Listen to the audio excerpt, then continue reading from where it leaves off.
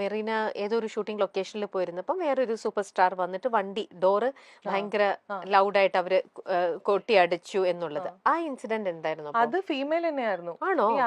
അത് female artist ആയിരുന്നു. Super star എന്ന് ഞാൻ കൺസിഡർ ചെയ്യാൻ എനിക്കറിയില്ല. I can't call her super star. She is just an upcoming star. അപ്പം അതും ഇതേപോലെ വളരെ ഫ്രണ്ട്ലി ആയിട്ട് ബിഹേവ് ചെയ്തുകൊണ്ടിരുന്ന ഒരു വ്യക്തിയാണ്. പക്ഷെ പെട്ടെന്ന് അങ്ങനെ ഒരു ബിഹേവിയർ ഉണ്ടായപ്പോ എനിക്കിതാ പ്രശ്നം, ഇതെന്തിനാ ഇങ്ങനെ ചെയ്യണമെന്നുള്ളൊരു സംഭവം ഉണ്ടാവുമല്ലോ. അപ്പൊ അത് മെറീനയ്ക്ക് എഗെയിൻസ്റ്റ് ആയിട്ട് തന്നെയായിരുന്നു ഡോർ അടച്ചത്, അതോ? ഞാൻ മാത്രമേ വണ്ടിയിൽ ഉണ്ടായിരുന്നു. അതെ അതെ. പക്ഷെ അന്ന് വണ്ടി ഓടിച്ചിരുന്ന ഡ്രൈവർ ചേട്ടന് പോലും അത് സങ്കടമായി. എന്നിട്ട് ആ പുള്ളി പറഞ്ഞു ബുദ്ധിമുട്ടാവില്ലെങ്കിൽ എനിക്ക് ക്ലിയർ ആയിട്ടൊന്നും അറിയില്ല, അപ്പൊ അതൊന്നും പറയാമോ എന്താ ഇൻസിഡന്റ്? ഞങ്ങള് ഒരു മൂവി ഒരുമിച്ച് വർക്ക് ചെയ്തതാണ്.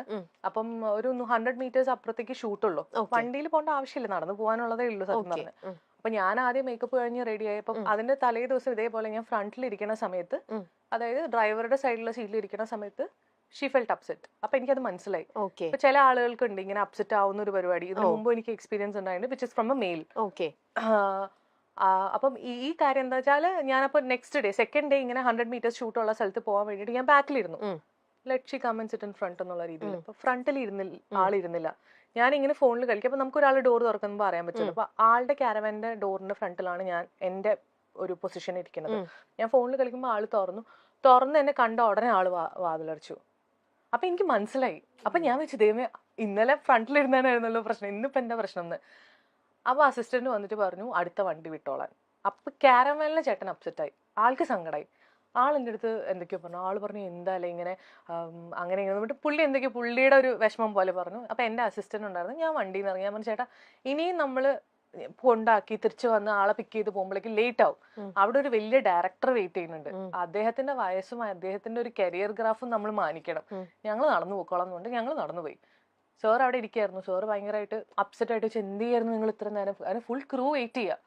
ഞാൻ സാർ എനിക്ക് പ്രത്യേകിച്ച് ഒന്നും പറയാൻ പറ്റില്ല, ഷോട്ട് കഴിഞ്ഞിട്ട് പറയാം. ഇതാണ് എക്സ്പീരിയൻസ് ഉണ്ടായത്, which is from a female, which I felt bad. എനിക്ക് സങ്കടമായി. ബിക്കോസ് സങ്കടം ആസൻ എന്തിനാ അങ്ങനെ ചെയ്യണേ?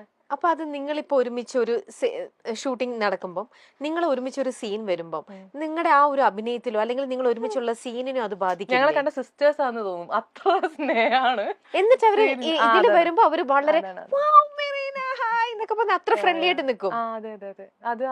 അതൊരു കഴിവാണെന്ന് എനിക്ക് തോന്നുന്നു. ശരിക്കും അവര് ജീവിതത്തിലും ഇതിലും റീലിലും ഭയങ്കര ബുദ്ധിമുട്ടല്ലേ ചേച്ചി? കൺസിഡറിങ് അവർ അങ്ങനെ ജീവിതത്തിലും സിനിമയിലും അഭിനയിക്കാന്ന് പറയുമ്പോൾ അവർക്കൊരു സ്വിച്ചിങ് ഇല്ല, അവർക്ക് റിയാലിറ്റി ആയിട്ട് സ്വിച്ചിങ്. ആ പേഴ്സണാലിറ്റി എത്ര ഫേക്ക് ആണെന്നപ്പോ ഒന്ന് മനസ്സിലാക്കിയ പോരെ. അവരെവിടെയാ ഇപ്പൊ ജെനുവിൻ ആവാറുള്ളത്? ഞാനിപ്പോ യൂസ് ടു ആയി. കാരണം നമുക്ക് ഇങ്ങനെ ഫേക്ക് ആയിട്ടുള്ള ആൾക്കാരെ കണ്ട് എനിക്ക് ശീലമായി. ഞാൻ പറയാം, എക്സ്പീരിയൻസ് എന്ന് പറയുമ്പോൾ ഫീമെയിൽ മെയിൽ എല്ലാം ഉണ്ട് എനിക്ക്. മെയിൽ ആയിട്ടുള്ള ഒരു ആക്ടർ ഇതേപോലെ ഞാനും വേറൊരു ആർട്ടിസ്റ്റും കൂടെ ഇരിക്കുന്ന സമയത്ത് പുള്ളി ഫ്രണ്ടിലിരുന്നു. ഫ്രണ്ടിലുള്ള സീറ്റ് നമ്മൾ ഒഴിച്ചു കൊടുത്തു, ബിക്കോസ് ഈഗോ അടിക്കണ്ടെന്ന് വെച്ചിട്ട്. ആള് വണ്ടി കയറി ഉടനെ എന്നെ കൺട്രോളർ വിളിച്ചിട്ട് നമ്മൾ കേൾക്കെ പറഞ്ഞു, എന്നാ പിന്നെ യൂണിറ്റിലെ ആൾക്കാരും കൂടെ കയറ്റായിരുന്നില്ലേ വണ്ടിയിൽ നിന്ന്. ഞങ്ങൾക്ക് അത് സത്യം പറഞ്ഞാൽ ഭയങ്കര, ഞങ്ങൾ വിചാരിച്ചു ഇയാളെന്താ ഇങ്ങനെ സംസാരിക്കണം, യൂണിറ്റിലെ ആൾക്കാരെന്താ മോശമാണ്, ആ ചേട്ടന്മാരും പണിയെടുക്കുന്ന ആൾക്കാരല്ലേ ശരിക്കും. എന്നിട്ട് അവിടുന്ന് തന്നെ പുള്ളി വേറെ കാറിൽ കയറിപ്പോയി. ഇതൊരു 2 ദിവസം റിപ്പീറ്റഡ്ലി പുള്ളി ഇങ്ങനത്തെ സ്വഭാവം കാണിക്കാൻ തുടങ്ങിയപ്പോൾ ഞാൻ എൻ്റെ ഫ്രണ്ട് ആയിട്ടുള്ള ആക്ടർ ഈ സ്വഭാവം കാണിച്ച പുള്ളിയും കൂടെ ഒരു കാറിൽ ഇരിക്കുന്ന സമയത്ത് ഞാൻ നല്ലോണം അടിയുണ്ടാക്കി. ഞാൻ പറഞ്ഞു എനിക്ക് അഡ്ജസ്റ്റ് ചെയ്യാൻ പറ്റുന്നില്ല, നിങ്ങൾ ആരാന്നാ വിചാരിച്ചത്. ഞാൻ നന്നായി അടിയുണ്ടാക്കി. അപ്പം കാറിന്റെ ഷോട്ട് പൊയ്ക്കൊണ്ടിരിക്കുക, ഫ്രണ്ടിൽ ക്യാമറ സെറ്റ് ചെയ്തിട്ടുണ്ട്. ഡയറക്ടർ ഇങ്ങനെ കുനിഞ്ഞിരിക്കുന്നുണ്ട്. ഡയറക്ടർ മറീന മിണ്ടല്ലേ എന്ന്. ഞാൻ പറഞ്ഞു സഹിക്കുന്നതിന് ഒരു പരിധിയില്ലേ, ഇതാണ് എന്താന്ന് വിചാരിച്ചുകൊണ്ട് ഞാൻ കുറെ പറഞ്ഞു.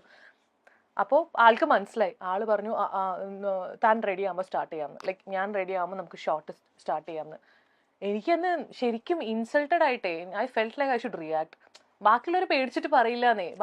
പേടി എന്താന്ന് വെച്ചാൽ, ഇപ്പൊ ഈ ഡയറക്ടർ പോയിട്ട് ആക്ടർ എടുത്ത് എന്തെങ്കിലും പറഞ്ഞാൽ ആക്ടർ പറയാം നാളെ മുതൽ ഞാൻ വരില്ല, അവളോട് സോറി പറയാൻ പറയാം, അല്ലെങ്കിൽ നാളെ മുതൽ ഞാൻ വരില്ല, നിങ്ങൾ എല്ലാവരും യൂണിറ്റുകാരെല്ലാവരും വന്നിട്ട് സോറി പറയാൻ പറഞ്ഞെങ്കിൽ ഇവര് വലഞ്ഞു. കാരണം പ്രൊഡ്യൂസർ പൈസ എത്രയും നഷ്ടമാവും, ഡയറക്ടർക്കും ഈ കാല് പിടിച്ച് നടക്കണ്ടേ. അപ്പൊ എനിക്ക് പറയാനുള്ള ഞാൻ തന്നെ പറഞ്ഞു.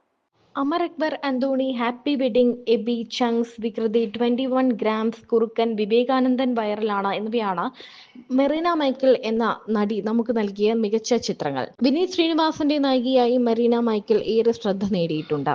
ഒരു ഇന്റർവ്യൂവിൽ മെറീന മൈക്കിൾ പങ്കുവച്ച വാക്കുകളാണ് ഇപ്പോൾ ശ്രദ്ധ നേടുന്നത്. തന്റെ സുഹൃത്തായി പെരുമാറിയിരുന്ന നടി ഒരു ഹൈപ്പ് കിട്ടിയപ്പോൾ സ്വഭാവം മാറിയതിനെക്കുറിച്ചും ആ നടി തന്നോട് മോശമായി പെരുമാറിയതിനെക്കുറിച്ചുമാണ് മെറീന മൈക്കിൾ പറയുന്നത്. തന്റെ മുന്നിൽ ഡോറ് വലിച്ചടച്ചതിനെക്കുറിച്ചുമൊക്കെ മെറീന മൈക്കിൾ തുറന്ന് സംസാരിക്കുന്നുണ്ട്. ആരാണ് ആ നടിയെന്ന് കമന്റുകളിൽ നോക്കിയാൽ ഗ്രേസ് ആന്റണി എന്ന് പറയുന്നുണ്ട്. വിവേകാനന്ദൻ വൈറലാണ് എന്ന സിനിമയുടെ പ്രൊമോഷൻ സമയത്താണ് ഈ കാര്യങ്ങളെക്കുറിച്ചെല്ലാം ചർച്ചകൾ നടക്കുന്നത്. അവതാരകയുടെ ചോദ്യത്തിനാണ് മറീന മൈക്കിൾ മറുപടി പറയുന്നത്. എന്താണ് ആ നടിയുമായുള്ള പ്രശ്നം? അങ്ങനെയുള്ള ചോദ്യങ്ങൾക്കാണ് തന്നോട് വളരെ മോശമായ ഒരു നടി പെരുമാറിയതിനെ കുറിച്ചും താൻ അതിനെ എങ്ങനെ റിയാക്ട് ചെയ്തു എന്നതിനെ കുറിച്ചുമെല്ലാം മറീന തുറന്ന് സംസാരിക്കുന്നത്. ഓക്കെ. മെറീനയുടെ ലൈഫിലും നേരത്തെ ഏതൊരു ഇന്റർവ്യൂലൊക്കെ പറഞ്ഞതായിട്ട് കേട്ടിട്ടുണ്ട്. റിലേഷൻഷിപ്പ് ഉണ്ടായിരുന്നു, ബ്രേക്കപ്പ് ആയി. അപ്പൊ അങ്ങനത്തെ ഒരു ഇൻസിഡന്റ് വരുമ്പോൾ അതൊക്കെ ശരിക്കും ആരാണെങ്കിലും നമ്മളൊരു ബ്രേക്കപ്പിലേക്ക് വന്നു പോയുമ്പോൾ അതൊരു മെയിലോ ഫീമെയിലോ ആരാണെങ്കിലും ശരിക്കും നമ്മളൊരു ജെനുവനായിട്ട് നിന്ന റിലേഷൻ ആണെങ്കിൽ നമ്മളെ വല്ലാണ്ട് അത് വേദനിപ്പിക്കുന്ന ഒരു കാര്യം തന്നെയാണ് അല്ലെ. അതിൽ നിന്നും നമ്മൾ തിരിച്ചു വരിക എന്ന് പറയുന്നത് സൈഡിൽ നിന്ന് പറയുന്നവർക്ക് ഈസിയാണ്, പക്ഷെ അത് അനുഭവിക്കുന്നവർക്കേ അറിയുള്ളൂ അത് എത്ര ഹാർഡാണ്, എത്ര ദിവസം എടുക്കും അതിൽ നിന്നും ഇതായിട്ട്.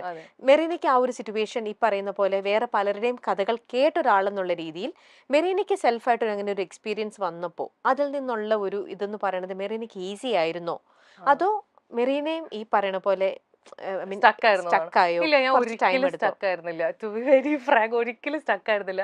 ഞാൻ എന്റെ 100% എല്ലാ റിലേഷൻഷിപ്പിലും കൊടുത്തിട്ടുണ്ട്. ബിക്കോസ് കരിയറും പേഴ്സണൽ ലൈഫും മെയിൻറ്റെയിൻ ചെയ്ത് പോകാന്ന് പറയുന്നത് വെരി ബിഗ് ടാസ്ക്. അത് അറിയായിരിക്കും, യു ഹാവ് എ ഫാമിലി അല്ലേ. അപ്പം നമ്മള് വർക്കിന്റെ ഇടയിൽ അല്ലെങ്കിൽ സിനിമയിൽ എന്തെങ്കിലുമൊക്കെ നല്ല വർക്കുകൾ വരണം എന്ന് ചിന്തിക്കുന്ന സമയത്താണ് ഇവിടെ ഈ പറഞ്ഞ പോലെ ഒരു പേഴ്സണൽ ലൈഫ് നമ്മുടെ ലൈഫിൽ ഒരു പാർട്ട്ണർ വേണമെന്ന് വിശ്വസിക്കുന്നത്. ഫസ്റ്റ് തിങ് ഞാൻ പറഞ്ഞില്ലേ, അത് ഞാൻ വിറ്റ ബിൽഡിംഗ് ആണ്. ഒരു ബിൽഡിംഗ് ഞാൻ കൊടുത്തൊഴിവാക്കി, വിച്ച് ഇസ് അവിടെ എന്ത് നടക്കുന്നു എന്നുള്ള എനിക്ക് അറിയേണ്ട ആവശ്യമില്ല. പക്ഷേ എപ്പോഴും എനിക്ക് ഉണ്ടായിരുന്ന എക്സ്പീരിയൻസ് എല്ലാം ഈ പറഞ്ഞ പോലെ എന്നെ ചീറ്റ് ചെയ്യുക, അല്ലെങ്കിൽ എനിക്ക് സമയം ഉണ്ടാവില്ല ഇവിടെ എന്താ നടക്കുന്നതെന്ന് അറിയാൻ വേണ്ടിയിട്ട്. അപ്പൊ എന്റെ പ്രോബ്ലം ആരും എടുത്ത് കൊണ്ടുപോയിട്ടുണ്ട്, അവിടെ എന്താ പരിപാടി എന്ന് എനിക്കറിയില്ല. എന്റെ പ്രോബ്ലം സോൾവ്, അതങ്ങനെ പോയി. ഞാനൊരു 100% എല്ലായിടത്തും കൊടുത്തിട്ടുണ്ടെന്നാണ് ഞാൻ വിശ്വസിക്കുന്നത്. അപ്പൊ ലേറ്റർ ഓൺ ഒക്കെ എനിക്കത് വളരെ പോസിറ്റീവായിട്ട് തന്നെ തോന്നിയിട്ടുള്ളൂ. ലൈക്ക് അത് പോയല്ലോ, അല്ലെങ്കിൽ എനിക്കതൊരു എക്സ്പീരിയൻസ് ആയിട്ട് തന്നെയാണ് ഞാൻ കരുതുന്നത്. ബുദ്ധിമുട്ടുണ്ടാവും, കാരണം ഒരുപാട് കാലം നമ്മുടെ കൂടെ നടക്കുന്ന ഒരാൾ പെട്ടെന്ന് നമ്മുടെ ലൈഫിൽ നിന്ന് പോകുമ്പോൾ ചെറിയൊരു ബുദ്ധിമുട്ടുണ്ടാവും. കാരണം ഞാൻ പറഞ്ഞില്ലേ, അത്ര ഞാൻ അങ്ങനെ സർക്കിളിലേക്ക് ആൾക്കാരെ എടുക്കാറില്ല. ചെറിയൊരു ബുദ്ധിമുട്ടുണ്ടായിട്ടുണ്ടാവും, പക്ഷെ ഒരാഴ്ചയിൽ കൂടുതലൊന്നും അതും ഈ കരഞ്ഞു പിഴിഞ്ഞു നെവർ, അങ്ങനത്തെ ഒരു പരിപാടിയേ ഇല്ല. അത് വെരി സ്മൂത്ത് ആയിരുന്നു. ഞാൻ വളരെ ജെന്യൂൻ ആയിട്ട് പറയാണ്. എന്റെ കൂടെയുള്ള എല്ലാവർക്കും വെച്ചാൽ ഫ്രണ്ട്സിന് എല്ലാവർക്കും അറിയാം ഇങ്ങനെയാണെന്നുള്ളത്. സോ മേ ബി അവർക്കും ഒരു ചിന്ത ഉണ്ടാവും ഞാൻ കുറച്ച് ടോക്സിക് ആണെന്ന്. കാരണം ഇവർക്കും ഒരു പ്രശ്നമില്ലല്ലോ. അതെ, ഇത്ര കൂളായിട്ട് പോകുന്ന കാണുമ്പോൾ പെട്ടെന്ന് അപ്പൊ നമ്മുടെ ഭാഗത്താണോ മിസ്റ്റേക്ക്, അതുകൊണ്ടാണ് ഇവൾ ഇത്ര കൂളായിട്ട് എന്നുള്ള ഒരു. ലാസ്റ്റ് ഉണ്ടായിരുന്ന റിലേഷൻഷിപ്പ് വളരെ പ്രശ്നമുള്ള റിലേഷൻഷിപ്പ് ആയിരുന്നു. ഭയങ്കര ടോക്സിക് എന്ന് പറഞ്ഞാൽ ഞങ്ങൾ ഭയങ്കര പീസ്ഫുൾ ആയിട്ടുള്ള റിലേഷൻഷിപ്പിൽ അപ്കൂടുന്നു, ഭയങ്കര അണ്ടർസ്റ്റാൻഡിങ്, ഭയങ്കര നല്ല രീതിയിൽ പോകുന്ന റിലേഷൻഷിപ്പ് ആയിരുന്നു. പക്ഷെ അതിന്റെ ഇടയിൽ ഈ പറഞ്ഞ പോലെ ഓൾ ഓഫ് എ സഡൻ പെട്ടെന്നൊരു പ്രശ്നം വന്നപ്പോൾ എനിക്കത് എന്താ സംഭവം എന്ന് മനസ്സിലാവാത്ത രീതിയിൽ ഒരു പ്രശ്നം വരുന്നു, ആള് പോകുന്നു, വേറെ റിലേഷൻഷിപ്പ് ആയിട്ടാണ് ആള് പോയതെന്ന് എനിക്ക് മനസ്സിലായി.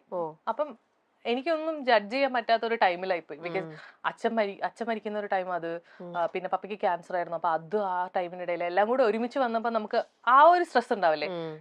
പിന്നെ പപ്പയ്ക്ക് ഇവിടെ വയ്യാണ്ടിരിക്കുന്നതിനെക്കാട്ടി ഇമ്പോർട്ടന്റ് ആയിട്ടുള്ള ഒരു കാര്യം എന്റെ ലൈഫിലില്ല. ഇങ്ങനെ പോവേ വരെ എന്ത് വേണം ചെയ്യട്ടെ എന്നുള്ള രീതിയിലായിരുന്നു ഞാൻ അപ്പം. ബിക്കോസ് എന്റെ കംപ്ലീറ്റ് ഫോക്കസ് ഇവിടെ ഒരാൾ മരിക്കാൻ പോകുന്നു, അദ്ദേഹത്തിനെ എങ്ങനെ പ്രൊട്ടക്ട് ചെയ്യുക, എങ്ങനെ ടേക്ക് കെയർ ചെയ്യുക എന്നുള്ളത് മാത്രമായിരുന്നു എന്റെ ഫോക്കസ്. പക്ഷെ ആ ടൈം അതായതുകൊണ്ട് ഞാൻ രക്ഷപ്പെട്ടു. അല്ലെങ്കിൽ ഞാൻ രണ്ട് രീതിയിൽ ഡീൽ ചെയ്യേണ്ടി വന്നേനെ. ശരിക്കും ബാക്ക് ടു ആഫ്റ്റർ 2 years ആളുടെ എക്സ് ഇപ്പൊ എന്റെ നല്ല ബെസ്റ്റ് ഫ്രണ്ട്. ആ കുട്ടിയെ കരഞ്ഞ് വിളിച്ച് ബഹളം വെച്ചിട്ട് വിളിച്ച് സംസാരിക്കാൻ ഞങ്ങൾ നല്ല ഫ്രണ്ട്സ് ആണ്. ഇപ്പൊ അവരും ബ്രേക്കപ്പ് ആയി വിച്ച് ഇസ് ലൈക്ക് കർമ്മ എന്ന് പറയില്ലേ. അപ്പൊ അത് ഞാൻ അറിഞ്ഞു ഇങ്ങനെയൊക്കെയാണ് കാര്യങ്ങൾ എന്നുള്ളത് ഞാൻ അറിഞ്ഞു. ഞങ്ങൾ നല്ല ഫ്രണ്ട്സ് ആണ്. ഇപ്പൊ അദ്ദേഹത്തിന്റെ ഓരോ കാര്യങ്ങൾ പുള്ളിക്കാരി ട്രോള് പോലെ എന്നെ വിളിച്ചിട്ട് അല്ലെങ്കിൽ എനിക്ക് ഓഡിയോ വെച്ച് ഞങ്ങൾ ചിരിക്കുകയൊക്കെ ചെയ്യും. എനിക്ക് അവളുടെ പേര് പറയാൻ പറ്റില്ല, പക്ഷെ I really wanted to say, but പറയാൻ പറ്റില്ല. പക്ഷെ അത് രസമാണ്. അപ്പൊ എനിക്ക് മനസ്സിലാവണം എന്താ വെച്ചാൽ നമ്മളിത് എന്തിനാ ഇതിന്റെ പുറകെ പോയെന്ന് തോന്നുമല്ലോ. അങ്ങനെ ഒരു ഫീലിംഗ് ഇപ്പൊ എനിക്കുണ്ട്. സോ കഴിഞ്ഞ ദിവസമാണ് മറീന മൈക്കിൾ ഒരു കാർ സ്വന്തമാക്കിയത്. കോഴിക്കോട് തിരുവണ്ണൂർ സ്വദേശിയായ മറീന മൈക്കിൾ കുരിശിങ്കൽ കോഴിക്കോട്ടെ ടാറ്റ മോട്ടോഴ്സ് ഡീലർഷിപ്പായ റോത്താന മോട്ടോഴ്സിൽ നിന്നാണ് തൂവെള്ള നിറമുള്ള ടാറ്റ നെക്സോൺ സ്വന്തമാക്കിയത്.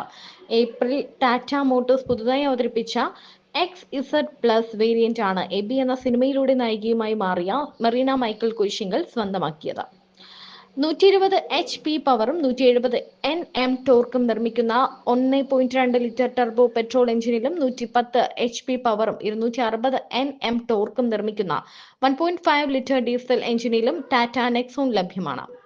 വലിയ പേരുകൊണ്ടും മികച്ച അഭിനയം കൊണ്ടും മലയാളത്തിൽ ആരാധകരെ നേടിയെടുത്ത താരമാണ് മറീന മൈക്കിൾ.